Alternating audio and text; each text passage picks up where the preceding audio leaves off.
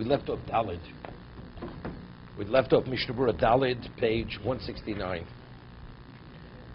Okay, we have, if you have schach on a sukkah, and the schach, the kosher schach, provides all the shade that you need. On top of that schach, you have a tree growing over, which also provides more shade than sun. Sukkah is possible. Why? It's like having two roofs. A kosher roof and not a kosher roof. Right? The schach on the sukkah, that's kosher. That's kosher. That's kosher shade. The tree, because it's attached, it's growing, it's not kosher shade. What about if the branch itself doesn't provide shade? Then it's nothing, even though the branch is growing over the schach. What about, now we're holding at the point, the schach is not sufficient to provide more shade than sun, and you need the branch to complement the shade, the schach. Together, in conjunction, you have enough shade. Both of them together create shade. So we say that if you have more schach than branch, if you intermingle the branch and the schach, it becomes kosher. Because it's subsumed by the kosher schach. That's where we're at. You can't pull it down. You can't intermingle it. No, quantum spin doesn't possible. Here it doesn't possible. It doesn't validate it. The branch doesn't provide shade on its own. So we're in the first opinion doesn't. Not there yet. Do you like Hanukkah lights from right to left or left to right? We're not there yet. We'll get there. We'll talk about it. Okay.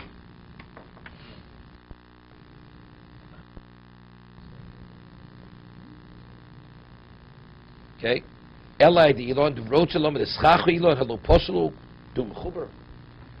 schach, the branch of the tree is possible because it's attached, and yochel etzarf l'schach kosh l'achshir asuka. So what do you have to do? How do you validate that possible schach? Tzorch sheyashpil. Za'afil l'chatchil muter. This you're permitted to do. Va'afil mo'osa asuka b'chol hamoed. Even b'chol hamoed. He's addressing that ein vadlis l'chatchila. Before Sukkot is not even the question, because the branch itself is not a problem at this moment, right? The whole concept of schach posel kosher before. I'll give you an example. We have regarding a Pesach, we say chometz is not rabbinically, is afil velo v'lo. Even if you have ratio 1,000 to 1, a crumb of chometz falls into a mixture of matzah, it's not subsumed. Correct? It's not rabbinically. It's because of the stringency of chometz. Rabbinically, the laws we don't. Whether it's min b'mino, min b'eino mino, it's not subsumed on Pesach. Why? Because it's Isser. What about before Pesach? There's machlokas. We shown him before Pesach, chometz and matzah is the same thing. You permitted to eat chometz. So the question is, if something was subsumed before Pesach, is it reactivated? It's called chos v'nir.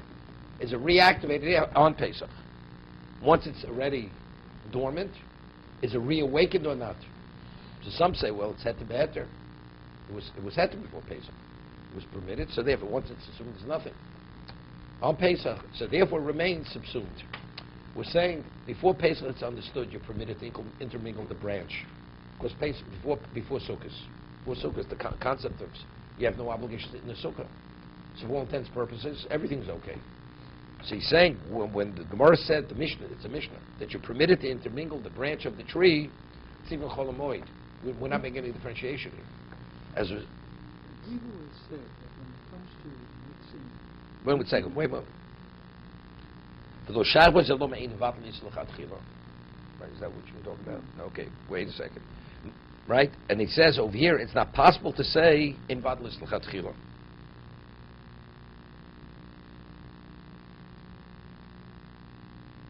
See, he says something interesting. Starts. Why not? It is in vadlis l'chatchila. What's the reason? If you have, let's say, a piece of non-kosher meat, and you want to add it to a pot 1,000 to 1. So what do you want to do? You want to permit something that's not permitted to you. You're not permitted to eat this meat. Now be permitted. That you can't do. You want to sit in the sukkah, that's puzzle. You can sit in the sukkah. You're not permitted to eat there. Right?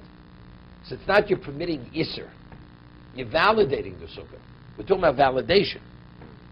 We call the schach posel. In terms of validating sukkah, a branch doesn't meet the criteria of what valid schach is.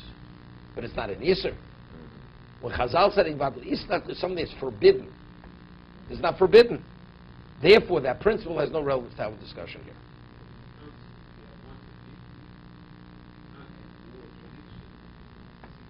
Well, here it has nothing. There is nothing 60 or anything. Now, what am I trying to accomplish? What am I trying to accomplish? You want to permit something. So what's also here? Well, but what do you want to permit? You want to permit something you're not permitted to eat. It's Isser. It's a prohibition.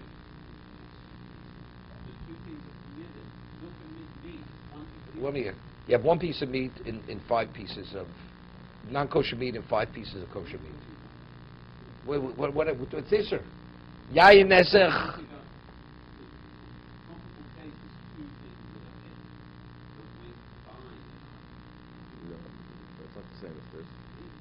No.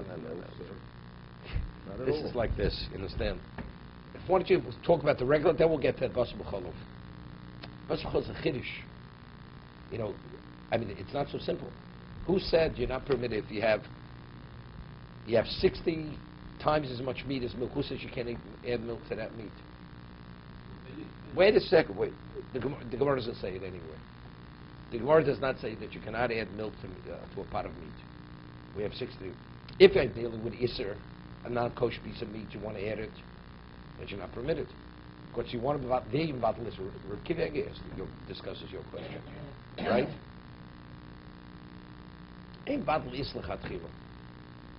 It's not Isser. The answer, it is. He shows, he says, what about if you have a case like this? You want to add milk to meat. So adding milk to meat you're not permitted. It's called Ein Bad Listen Chatchila. You want to take milk, add it to water, dilute it in water 60 to 1, and take that water solution, that mixture, and add it to a pot of meat. Is that called Ein Bad Listen Chatchila? She shows even that's Ein Bad Listen. So anything which will prevent the prohibition from coming about, but over there I'm dealing with a prohibition. It's preventing a prohibition. If I wouldn't do this dilution, it'll be forbidden. So again, we're getting back to what the Chovos HaLevavos is saying. When I'm dealing with a prohibition, here it's not a prohibition. Here it's validation. Validate has no relevance to the prohibition of Ein Bad Listen L'Chatchila. Okay, now David's going to speak. Now we can appreciate David's question. Okay. There's nothing to do with that. We've always said that when it comes to neutralizing something through the process of majority subsumed, you have to have things that have potential. Okay. Usually we have something that's permitted and something that's excluded. Like we talk about, not the milk and meat, because that's a solution. But you have Basar B'Cholov already, and you want to put it into something else. So this is Isur, this is Heter. Correct. So when it comes to this chaf, we've got 2 permitted things. Where's the tension? And how does that subsume? Okay, first let's talk about it. Let's talk about tension. It doesn't bother me. The Torah says a branch that's attached to the ground cannot be used for schach. It's not qualified for schach. Okay? So I have a problem. Vis-a-vis sukkah, it's a problem. I have kosher schach, which has. So I have 2 entities which are not on the same plane. It's not you have lamb's wool and you have camel's wool. No, they're both the same. I mean, it's just a different entity, but within halachic context, they're the same. But here, there is a tension. Of course, they don't meet it. One doesn't meet the criteria, the other does meet the criteria. So now the shade that's being provided, what's providing that shade? Is it the branch that's growing, or is it the schach that qualifies as schach because it's been detached? All right, so I can hear that. How can you possibly do that before Sukkot even begins? Because there is no such thing as kosher schach or non-kosher schach. It's not relevant before Sukkot. He's telling you, this you're doing on Sukkot. It'll happen on Sukkot. You understand? Meaning, the difference makes a difference when Sukkot comes. Before Sukkot, it's irrelevant. It's irrelevant before Sukkot. So this subsuming actually only takes place As we cross the Shkia point, as Sukkot begins, that's activated. The bittul process is activated at that moment. Rama, because he did it before, it's like a light switch on the Shabbos. You did it before, and now you're just waiting, and it just happens. It's just the reality. What about we talk about? We're talking about the Chometz Pesach before provisional. No, but if you have a mixture, Yom Tov comes, it's gone. It's subsumed because since the mixture pre-existed Pesach, so it's not Easter came into it. When does the rabbinic stringency apply? Fence when Easter comes into Heter. But since when the mixture happened, they were both Heter, so it happens by itself. But when does it happen? Before Pesach is not possible. They don't discuss subsuming because they're both permitted. But again, it's not something. Easter did not come into Heter. They intermingled as Heter beHeter. Therefore, that we allow. Now the subsuming process. So for Pesach, let's suppose I had 2 parts matzah and 1 part chometz, and they were mixed in together. Let's talk about this. Make it easy. 1,000 to 1. 1,000 matzah, 1 part chometz. Okay. On Pesach, it's not permitted. Even 1,000 to 1 is not permitted on Pesach because of the chumrah, because of the stringency of chometz. Rabbinic. It's all rabbinic. All rabbinic. On a Torah level, everything's assumed. 2 to 1 is subsumed. Even 2 to 1 would be good. Correct, on a Torah level. On the Torah level. These are all rabbinic fences. Right, exactly. But how would that subsuming work? Because since if it can't be identified, it's subsumed. Like any mixture. But the branches, even though So we'll discuss, we didn't get there yet. That's the run. so why would it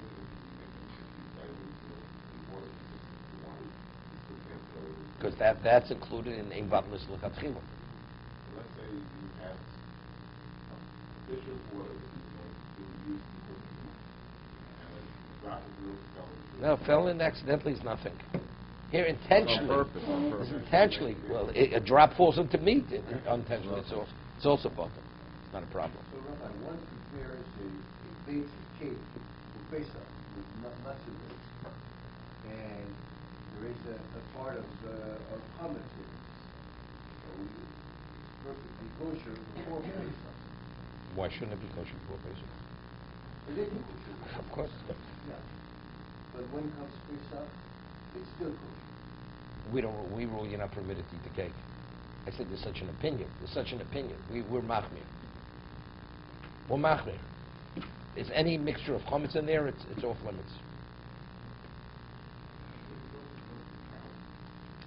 I guess so that you're not the cow may have eaten the hummus. It's a whole different concept. It's a different concept. That's a different concept. That's a zev is a gorem. It's a whole different thing. Okay.